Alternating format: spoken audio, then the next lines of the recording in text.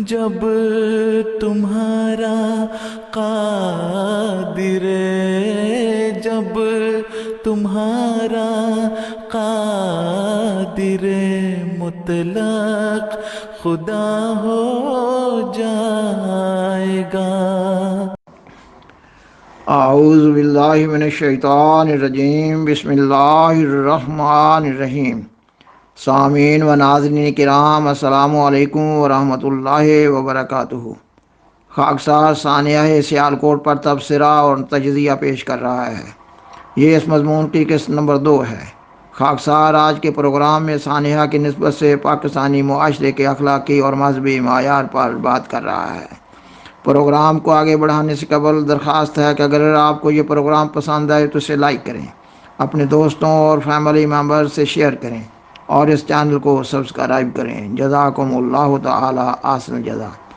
سامعین و ناظرین کرام، پاکستان کا الیکٹرانک اور سوشل میڈیا مقتول سری لنکن مینیجر کو سیالکوٹ راجکو فیکٹری کا ملازم کہہ رہا ہے، جبکہ ایک تازہ اطلاع کے مطابق وہ مشہور انٹرنیشنل کمپنی نائک کا نمائندہ اور ملازم تھا، تاکہ وہ فیکٹری میں بننے والے گارمنٹس وغیرہ کو اپنی نگرانی میں کمپنی کے معیار کے مطابق تیار کرواتا رہے۔ اس حقیقت کے کھلنے سے اس سری لنکن مینیجر کے اچھے اخلاقی معیار کا اندازہ کیا جا سکتا ہے۔ سامعین و ناظرین کرام، خاکسار نے اس ثانیہ پر پروگرام کی قسط نمبر 1 میں بیان کیا کہ ثانیہ سیالکوٹ کے ذمہ دار صرف اور صرف ریاست اور حکومت ہے، کیونکہ قانون ناموس رسالت پاکستان کے آئین کا حصہ ہے اور موجودہ شکل و صورت میں یہ قانون قرآن مجید، حدیث مبارکہ اور سیرت طیبہ صلی اللہ علیہ وآلہ وسلم سے متضاد ہے۔ خاکسار نے اس مضمون کی قسط نمبر 1 میں بیان کیا تھا کہ ملک کے آئین اور قانون کی ریاست کے شہریوں پر گہری چھاپ ہوا کرتی ہے۔ اس قانون کی آڑ میں مفاد پرست سیاستدان اور نام نہاد علماء مذہب اسلام کے نام پر ایسی تعلیم پیش کر رہے ہیں جس کا اسلام سے دور کا بھی تعلق نہیں ہے، اور ظلم کی انتہا تو یہ ہے کہ مسجد اور مدرسوں کے چھوٹے چھوٹے طلباء کے ذہنوں میں ایسی غلط تعلیم ایسے تاریخ پر راسخ کی جا رہی ہے کہ نسل بعد نسلوں کو تباہ و برباد کیا جا رہا ہے۔ سوشل میڈیا پر ایسی ویڈیو چل رہی ہیں کہ مدرسہ کا کوئی استاد یا مسجد کا کوئی ملا سبق کے طور پر اور ٹریننگ کے طور پر بچوں کے سامنے بآواز بلند کہہ رہا ہے، من سبا نبیا فاقتلوہ، یعنی جس کسی نے کسی نبی کو گالی دی اس کو قتل کر دو۔ اور پھر چند بار یہ سبق دہرانے کے بعد مسجد کا کوئی ملا یا کسی مدرسہ کا کوئی استاد بچوں کو یہ سبق اچھی طرح ذہن نشین کروانے کے لیے کہتا ہے، من سبا نبیا، اور پھر بچے بعد میں یک زبان ہو کر کہتے ہیں فاقتلوہ، اور پھر یہ سبق ایک ایک بچے سے سنا جا رہا ہوتا ہے۔ اب غور کرنے کا مقام ہے کہ بچوں کی عمر کی نسبت سے یہ تعلیم اور یہ ٹریننگ انتہائی تشویشناک ہے۔ اور پھر ایک اور نعرہ یہ سکھایا جاتا ہے کہ گستاخ رسول کی ایک ہی سزا، سر تن سے جدا، سر تن سے جدا۔ اور پھر پاکستان میں ایک مذہبی گروپ ہے جس کے جلسوں میں ان دونوں نعروں کو بلند کیا جاتا ہے۔ سٹیج سے نعرے کا ایک حصہ بلند ہوتا ہے اور پھر حاضرین کی طرف سے دوسرا حصہ بطور جواب بلند آواز سے اور بڑے جوش کے ساتھ دہرایا جاتا ہے۔ سامعین و ناظرین کرام، پاکستان کے نام نہاد علماء جاہل اور غیر تربیت یافتہ ہیں، اسلام کی تعلیم سے ناآشنا اور مذہب کی روح سے نابلد ہیں۔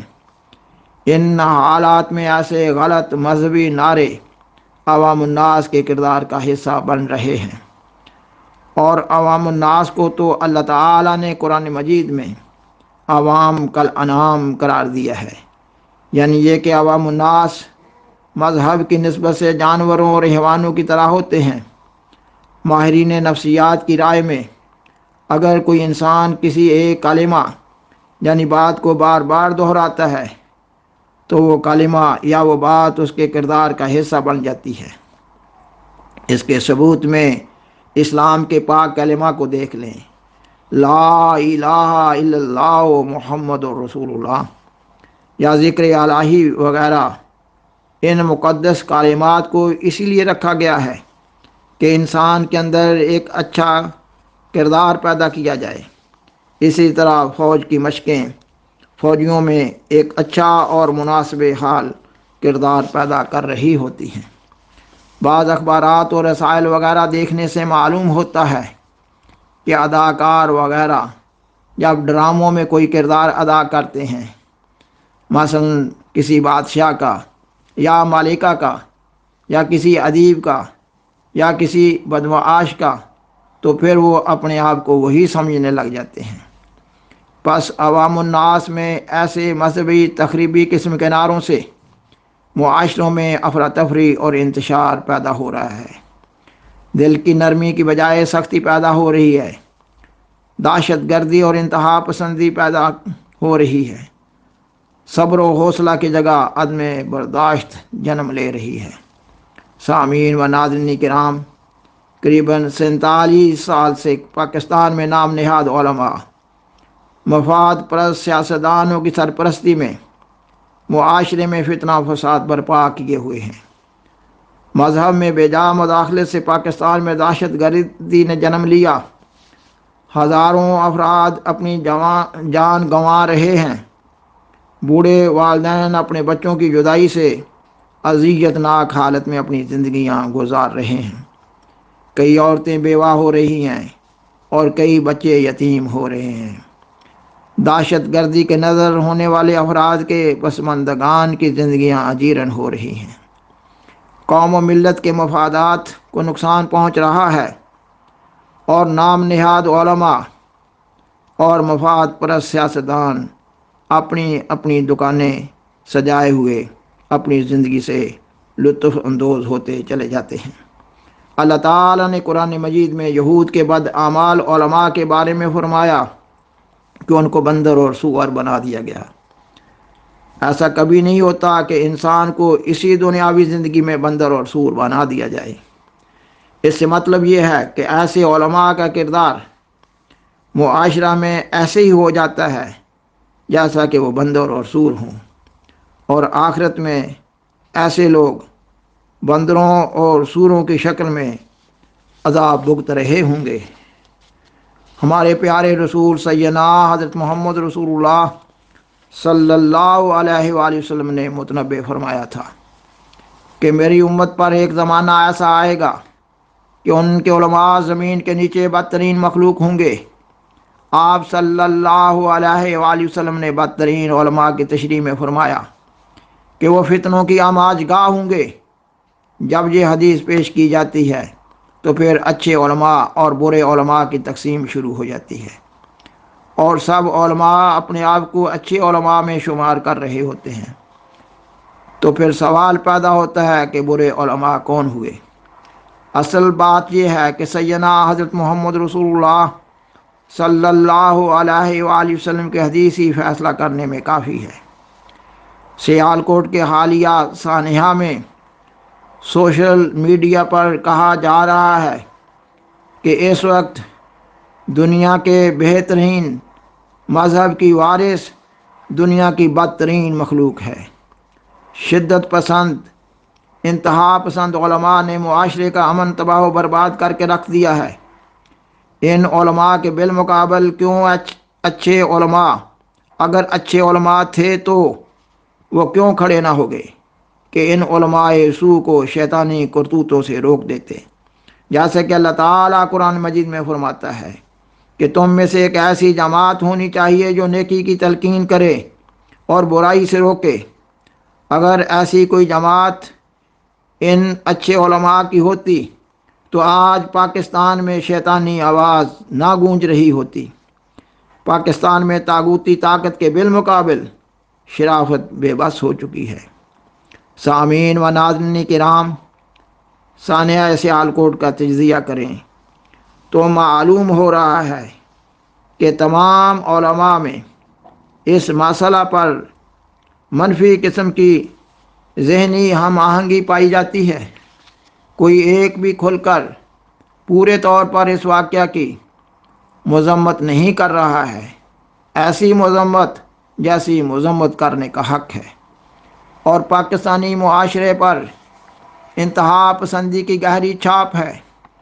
اللہ تعالیٰ کے خوف کی بجائے نام نہاد علماء کا خوف پاکستانی معاشرہ پر چھایا ہوا ہے۔ ثانیہ سیالکوٹ کا اگر ہم تجزیہ کریں تو ہمیں معلوم ہو رہا ہے کہ پہلے ایک شیطانی آواز بلند ہوئی اور لوگ اس شیطانی آواز پر اکٹھا ہونا شروع ہو گئے۔ فیکٹری کے مالکان فیکٹری سے دوڑ گئے۔ فیکٹری کے 18 سیکیورٹی گارڈز موقع سے فرار ہو گئے۔ فیکٹری میں 2 سے 3 ہزار تک ورکرز کی تعداد بیان کی جا رہی ہے۔ اتنے سارے لوگ چند اوباش لوگوں کے سامنے بے بس ہو گئے۔ فیکٹری کے سامنے والی سڑک کے پار ایک گاؤں سے بھی لوگ آ کر اس میں شامل ہو گئے، دوسری فیکٹری سے بھی لوگ آ کر اس میں شامل ہو گئے، قریبی دکانوں کے بھی لوگ آ گئے، اور چند اوباش لوگوں کے سامنے پولیس بے بس نظر آ رہی ہے۔ اور پھر یہ ایک سوالیہ نشان ہے، اور اس کو پاکستانی میڈیا نہیں اٹھا رہا کہ پولیس آئی اور بیان کیا جا رہا ہے کہ سڑک بلاک تھی۔ نہ کوئی ہوائی فائر کیا گیا، نہ آنسو گیس پھینکی گئی، کوئی معمولی سا پٹاخہ تک نہ چلا۔ پولیس کی موجودگی میں مقتول سری لنکن مینیجر کی نعش کو آگ لگا دی گئی۔ کیا یہ ہمارے پیارے آقا سیدنا حضرت محمد رسول اللہ صلی اللہ علیہ وآلہ وسلم رحمت للعالمین کی امت ہے؟ علامہ اقبال نے ٹھیک ہی کہا تھا، یہ کہ امتی باعث رسوائی پیغمبر ہیں۔ سامعین و ناظرین کرام، پاکستانی معاشرہ کی انتہائی گندی اخلاقی اور مذہبی حالت کو اس سے جانچا جا سکتا ہے کہ سری لنکن مینیجر کو مارنے والا بڑا مجرم سر عام اپنے انٹرویو میں یہ کہہ رہا تھا کہ اس کو ذلیل و خوار کر کے واصل جہنم کر دیا گیا ہے، اور کہہ رہا تھا من سبا نبیا فاقتلوہ، یہ کہ جو نبی کو گالی دے اس کو قتل کر دو۔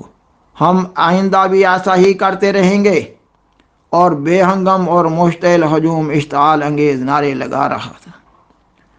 اور نام نہاد علماء سو کہہ رہے ہیں کہ اگر ریاست ناموس رسالت کے مجرم کو سزا نہ دے گی تو ایسے واقعات تو ہوتے رہیں گے۔ ان علماء سو کے نزدیک اس قانون کے تنفیذ کی ایک ہی شکل بنتی ہے کہ جس پر بھی توہین رسالت کا الزام لگ جائے اس کو لازمی طور پر پھانسی پر لٹکا دیا جائے۔ سری لنکن مقتول مینیجر کی جسم کی ہڈیاں ٹوٹ گئیں اور اس کی نعش کو جلا دیا گیا۔ پاکستان سے سوشل میڈیا بتا رہا ہے کہ پولیس والے جب جائے وقوعہ سے اس مینیجر کی جسم کی باقیات کو اکٹھا کر رہے تھے تو وہ ساتھ کے ساتھ روتے جا رہے تھے۔ ان حالات میں نام نہاد علماء میں سے ایک بھی ایسا نہیں ہے جس نے قانون ناموس رسالت کا موجودہ حالات میں جائزہ لینے کی بات کی ہو۔ باقول ایک شاعر، ان نام نہاد علماء کی حالت تو یہ ہے، یہ کہ ملاں کو دیکھ کر ڈر لگتا ہے، یہ خیر بھی بولے تو شر لگتا ہے، سوانگ رچانے میں ماہر ہے، اپنی ہر ادا سے بندر لگتا ہے، جو جان جائے اصل اس کی ایسا ہر فرد اسے کافر لگتا ہے۔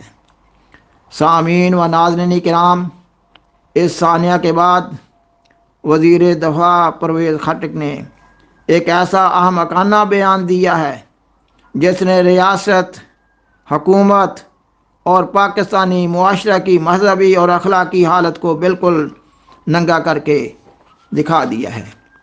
پرویز خٹک نے کہا ہے کہ قوم گھبرائے نہیں، کچھ بھی نہیں ہوا، چند جوان اکٹھے ہوئے، اپنے جذبات پر قابو نہ رکھ سکے۔